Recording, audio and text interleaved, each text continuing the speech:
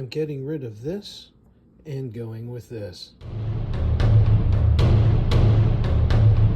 All the Chang here with the video on why I'm moving everything off of the holographic or red dot type of sites over to the prism type sites. But before we get into that, if you could help us out here and get us higher on that algorithm for YouTube, click that subscribe button, click that like button, and click that bell notification icon off to the right.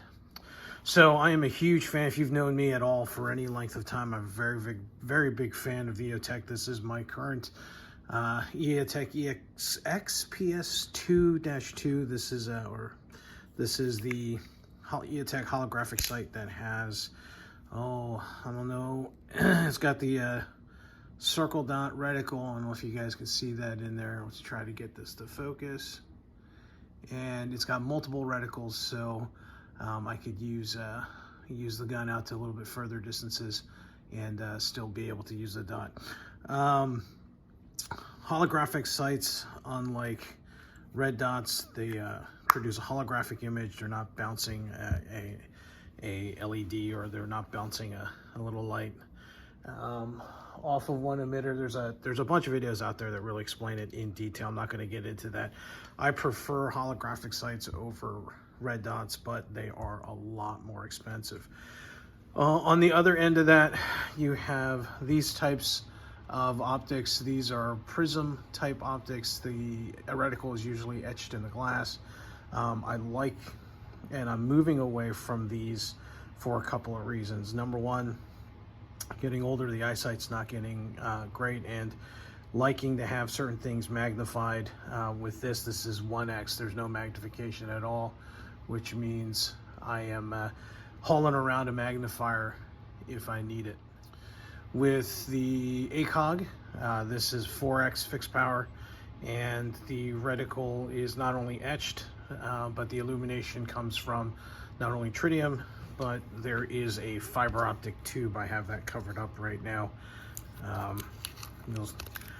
There we go. There's a fiber optic tube right here that gathers light and helps illuminate that reticle. Now I have that masking tape on there left over from when I was zeroing it out at the range today, because of the amount of sunlight that was on the range. Gathering a lot of light, was making the reticle flare a little bit, so it was a little bit more difficult to really get a crisp picture to get this gun zeroed the way I like to have it zeroed. I love EoTech's Donut of Death, but the Trigicon's Prism sight is going to be a lot more reliable in the long run. If I don't have batteries in the EoTech, the sight goes away, that reticle goes away. However, in the ACOG as a prism sight, that reticle is etched onto the glass, so it doesn't matter if there's any source of external illumination like a battery. So the ACOG has tritium, and the fiber optics provide illumination to the reticle.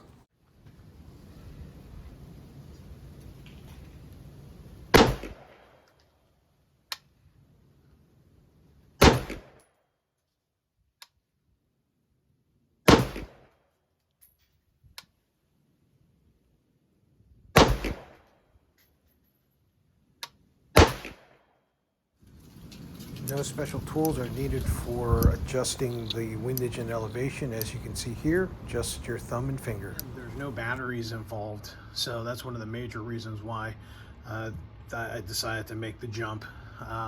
This is my primary AR platform, and I've been caught out a couple of times when I really needed the optic to work. The batteries were dead, and I follow a pretty strict schedule of swapping out the batteries every time we change clocks. And unfortunately, due to use and prolonged having this on for a while, one notable time I really needed it, I ended up using the backup sights that are actually no longer on here. There's one here, and one of the few times that backup sights actually had to come into play.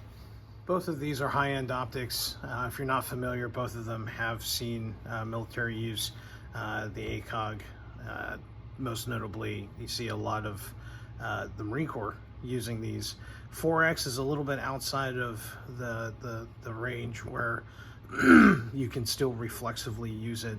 It's going to take a lot of adjustment for me to actually be as quick on the sights and on the trigger with this sight versus this sight. But from what I feel, the advantages of having no battery, having an etched piece of glass in here, no electronics, quote unquote, to break, that's going to be the biggest advantage.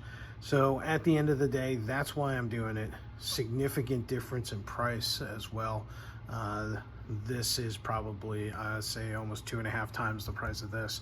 But for me, it's well worth it. The glass is clear, and again, like I said, I don't have to worry about any of the electronics breaking or anything like that. So hopefully you found this helpful. Thank you so much for your time. Appreciate it if you give us a thumbs up, if you'd give us that subscribe and hitting that bell notification off to the right. As always, stay safe, and we'll see you out on the range.